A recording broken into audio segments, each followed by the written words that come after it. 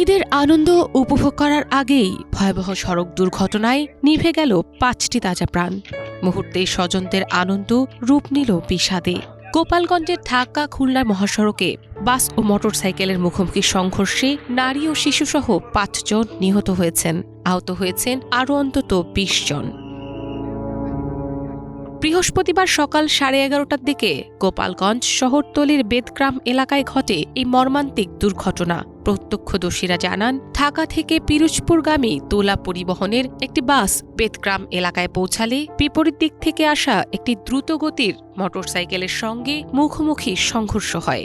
সংঘর্ষের পর নিয়ন্ত্রণ হারিয়ে সড়কের ওপর উল্টে যায় বাসটি, আর দুমড়ে মুচড়ে যায় মোটরসাইকেলটি। ঘটনাস্থলেই মোটরসাইকেলের ২ আরোহীসহ ৪ জন নিহত হন। পরে আহতদের উদ্ধার করে গোপালগঞ্জ মেডিকেল কলেজ হাসপাতাল ও জেনারেল হাসপাতালে নেওয়া হলে চিকিৎসাধীন অবস্থায় মারা যায় ১২ বছরের এক শিশু। নিহতদের মধ্যে রয়েছেন একজন অন্তঃসত্ত্বা নারী, এক শিশু ও ৩ জন পুরুষ।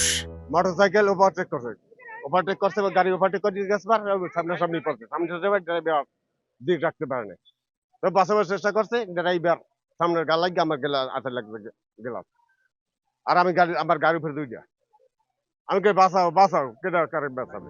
দুর্ঘটনার পর স্থানীয় বাসিন্দা, ফায়ার সার্ভিস ও পুলিশ সদস্যরা উদ্ধার কাজে অংশ নেন। আহতদের কেউ বাসের ভেতরে আটকে ছিলেন, কেউ কাতরাচ্ছিলেন সড়কের পাশে।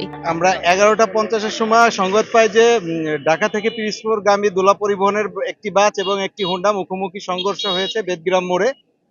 তৎক্ষণাৎ আমরা 3টি টার্নআউট সহ আমরা ঘটনাস্থলে উপস্থিত হই এবং উপস্থিত হয়ে আমরা প্রায় 20 জনের মতন আহত রোগীকে হসপিটালে স্থানান্তর করি এবং ঘটনাস্থলে আমরা 4টি লাশ উদ্ধার করি। সেখানে 3 জন পুরুষ ছিলেন এবং একজন মহিলা ছিলেন। খবর পেয়ে ঘটনাস্থল পরিদর্শনে যান গোপালগঞ্জ 2 আসনের সংসদ সদস্য ডাক্তার AKM বাবর, জেলা প্রশাসক মোহাম্মদ আরিফুজ্জামান ও পুলিশ সুপার হাবিবুল্লাহ। অত্যন্ত মর্মান্তিক যে পবিত্র ঈদুল আজহায় আজকে এরকম একটা সড়ক দুর্ঘটনা হয়েছে, যেখানে এই পর্যন্ত 4 জন মারা গিয়েছে এবং 11 জন হাসপাতালে ভর্তি হয়েছে। আমরা পর্যাপ্ত ব্যবস্থা নিচ্ছি, আর আমরা প্রাথমিকভাবে ধারণা করছি যে এটা অত্যন্ত ওভার স্পিডের কারণে এই অ্যাক্সিডেন্ট হয়েছে। যে একটা মর্মান্তিক সড়ক দুর্ঘটনা ঘটেছে, এটা আসলে দুঃখজনক, এবং আমরা যারা এইখানে আহত নিহত হয়েছেন তাদের ফ্যামিলির প্রতি সমবেদনা জ্ঞাপন করছি। এইখানে যে আমরা ঘটনা শোনার পর তাৎক্ষণিক আমি এখানে চলে এসেছি এবং আমার সাথে ডিসি আছে, এসপি মহোদয় আছেন, তারাও আসছেন। আসার পর আমরা এখানে যে গাড়ি রাস্তার পাশে পড়ে গেছিল, ওই গাড়ি উদ্ধার করে রাস্তা হাইওয়েকে ক্লিয়ার করার জন্য আমরা প্রশাসন সর্বোচ্চ চেষ্টা করে ক্লিয়ার করেছে। এখন মোটামুটি যাত্রী গাড়ি বাসগুলো স্বাভাবিকভাবেই চলাফেরা করছে। ঈদের আগে গোপালগঞ্জের এই সড়ক দুর্ঘটনা কেড়ে নিল কয়েকটি পরিবারের স্বপ্ন।